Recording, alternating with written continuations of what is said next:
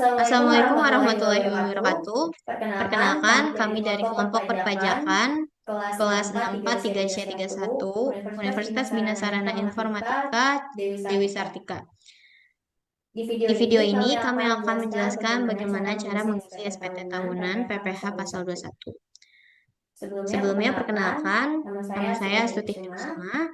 Nama saya Kristiani Stopu. Nama saya Risa Septiani. Nama saya Safira Nurhaliza. Nama saya Yunita Suciati. Video ini kami buat untuk melengkapi tugas PBL mata kuliah perpajakan. Saat ini kami akan membahas studi kasus tentang seorang pegawai dan bagaimana cara menghitung berapa PPH 21 yang harus dibayarkan. Dengan studi kasus akan dibacakan oleh teman kami. Baik, untuk studi kasus, yaitu Tuan Ahmad bekerja di PT Bumidaya Plaza pada tahun 2024 dengan memperoleh penghasilan sebesar Rp35.500.000 per bulan dengan mengikuti program BPJS Kesehatan, JKK, dan JKM, asumsi dibayar pemberi kerja. BPJS Kesehatan sebesar Rp500.000, jaminan kecelakaan kerja Rp350.000, jaminan kematian Rp350.000, dibayar penerima penghasilan BPJS Kesehatan sebesar Rp250.000, JKK dan JKM Rp250.000. Tuan Ahmad juga mengikuti program iuran pensiun senilai Rp100.000 per bulan dengan status menikah dan memiliki tanggungan sebanyak 2 orang anak. Berapakah PPH pasal 21 yang harus dibayarkan oleh Tuan Ahmad secara mandiri?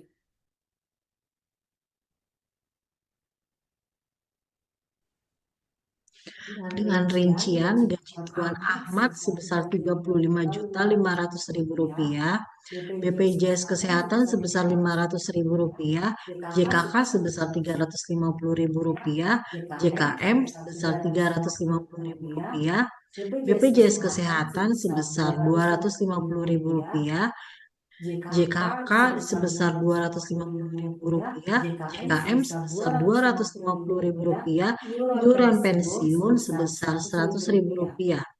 Status PTKP Tuan Ahmad itu menikah dan memiliki tanggungan 2 anak. Penghasilan Tuan Ahmad itu gajinya sebesar Rp35.500.000, BPJS Kesehatan sebesar Rp500.000, JKK sebesar Rp350.000, JKM sebesar Rp350.000, dari total sebesar Rp36.700.000. Oke, selanjutnya di sini kita akan merincikan gaji Tuan Ahmad selama 1 tahun. Gajinya itu 35 juta dikali 12 bulan, totalnya 426 juta. BPJS Kesehatan 500.000 dikali 200, totalnya 6 juta. JKK 350.000 dikali 12, totalnya 4.200.000. JKM 350.000 dikali 12 bulan, 4.200.000. Penghasilan bulan Januari sampai Desember Tuan Ahmad itu sebesar 440 juta ribu. 440.400.000 rupiah. Nah, pengurangannya itu ada biaya jabatan sama iuran pensiun. Totalnya itu biaya jabatannya itu 6 juta dan iuran pensiun itu 1.200.000. Total pengurangannya itu totalnya adalah 7.200.000. Di sini kita akan menghitung penghasilan netonya total total keseluruhannya 433.200.000. PTKP-nya itu K2 sebesar 54 juta. Tanggungannya itu totalnya 9 juta, status kawinnya itu 4.500.000.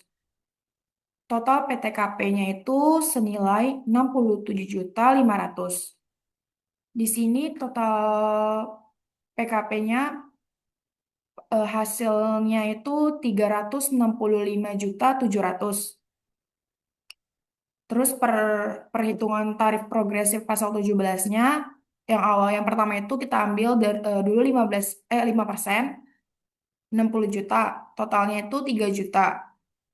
Kemudian eh, kekurangannya kita dihitung di 15% itu ada 190 juta dengan totalnya itu 28.500. Kemudian ke sisanya itu ditarif 25% dengan total 115.700. Dengan perhitungannya 28.925.000. Total keseluruhan PPh 21 Desember yang harus dibayar oleh Tuan Ahmad itu sebesar 60.425.000. Baik, untuk selanjutnya itu kita lanjut ke pengisian SPT tahunan Tuan Ahmad. Untuk pertama itu yang diisi pada SPT tahunannya itu pada tahun pajak. Karena untuk studi kasusnya bekerja di PT Bumi Daya Plaza pada tahun 2024, maka pada tahun pajaknya kita isi dengan 2024. Kemudian em, setelah itu pada kolom identitas kita isi dengan NPWP Tuan Ahmad sendiri yaitu 94, kemudian 2409152. Untuk angka selanjutnya boleh diisi dengan kosong saja. Kemudian setelah isi data NPWP, kita isi untuk nama wajib pajak yaitu Ahmad.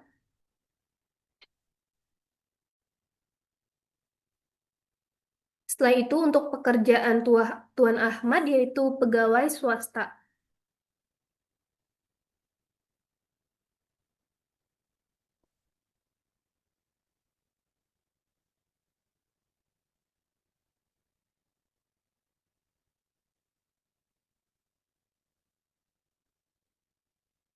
Untuk pegawai swasta sendiri itu kode KLU-nya Z5000.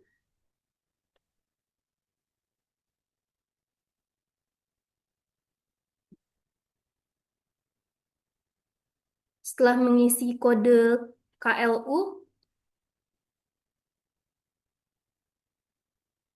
untuk nomor telepon Tuan Ahmad, kita isi dengan nomor telepon Tuan Ahmad yaitu 082100.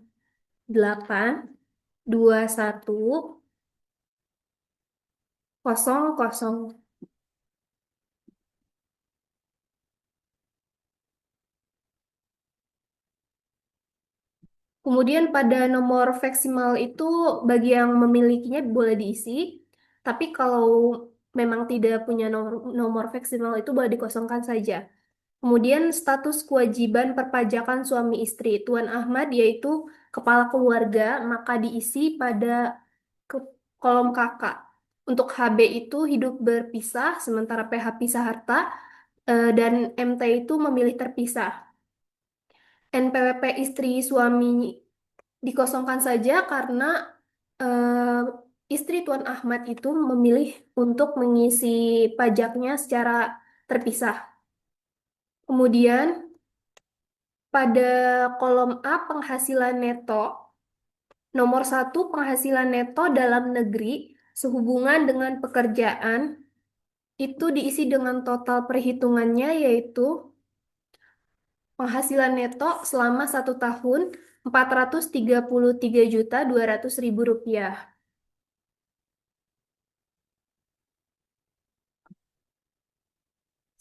Kemudian pada nomor 2 sampai 5 itu boleh diisikan kalau memang ada, tapi untuk Tuan Ahmad sendiri itu tidak ada penghasilan lainnya, yaitu langsung ke kolom 6 saja untuk jumlahnya, yaitu 433.200.000 rupiah.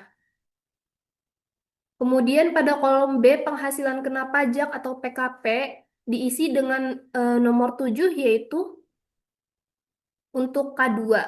K2 sendiri itu artinya kawin dengan 2 tanggungan karena Tuan Ahmad sendiri memiliki 2 anak. Untuk penghasilan tidak kena pajaknya itu dari perhitungan total PTKP yaitu 67.500.000 rupiah.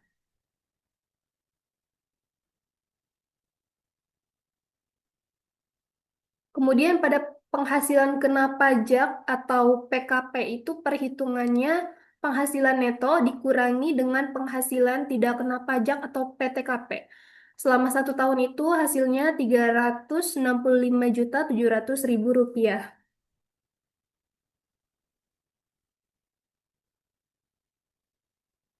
Kemudian pada kolom C, PPh terhutang terdapat nomor 9 sampai 11 di sebelah sini ya, PPh terhutang, pengembalian atau pengurangan PPh pasal, dan jumlah PPh terhutang. Pada nomor 9 ini diisi dengan 60.425.000 rupiah.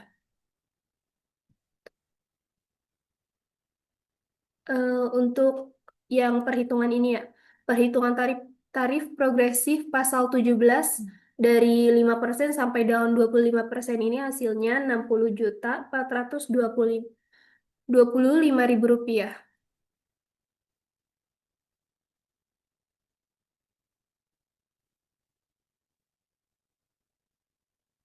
Kemudian untuk nomor 10-nya ini pengembalian atau pengurangannya dikosongkan saja karena tidak ada. Kemudian pada nomor 11 ini jumlah PPh terhutang itu pertambahan pada nomor 9 dan 10, yaitu 60.425.000. Pada kolom D, kredit pajak, untuk nomor 12 dikosongkan saja, sementara untuk nomor 13, bagian A, PPh yang harus dibayar sendiri, itu disilang karena Tuan Ahmad memilih untuk membayar secara mandiri. Kemudian untuk nomor 13 diisi dengan perhitungan sebelumnya jumlah PPh terhutang, yaitu 60.425.000 rupiah.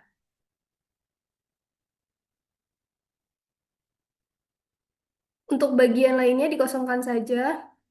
Kemudian kita lanjut ke bagian E, PPh kurang atau lebih bayar.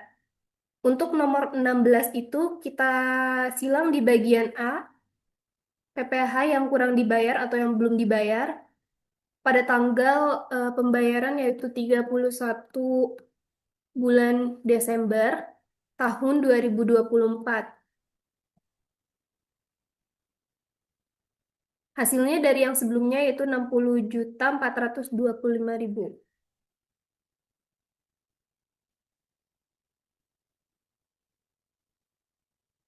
Untuk kolom-kolom selanjutnya dikosongkan saja karena tidak ada. Kemudian untuk kolom pernyataan yang terakhir, bagian wajib pajaknya itu disilang, kemudian diisi pada tanggalnya, diisi pada tanggal pelaporan pajak, yaitu 31 Desember 2024. Dan pada kolom tanda tangan ini diisi dengan tanda tangan Tuan Ahmad sendiri. Demikian untuk tata cara pengisian SPT pada kasus Tuan Ahmad. Demikian video pengisian SPT tahunan. Terima kasih. Wassalamualaikum warahmatullahi wabarakatuh.